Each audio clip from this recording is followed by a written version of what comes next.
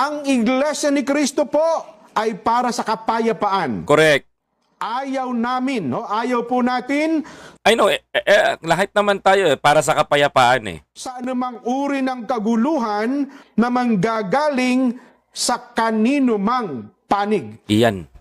So, ibig sabihin nito mga kababayan ko, ang INC is gumigit na sa mga nagigiri ang mga dambuhalang politiko ngayon. Mga kababayan ko, it's very clear sa akin. Hindi nila kalaban si Presidente Marcos, hindi nila kalaban si Inday Sara, mga kababayan ko, at hindi nila kalaban ang taong bayan. Bagkos mga kababayan ko, maliwanag sa akin ito na sinasabi, mga kababayan ko, ng INC is gumigit na kami.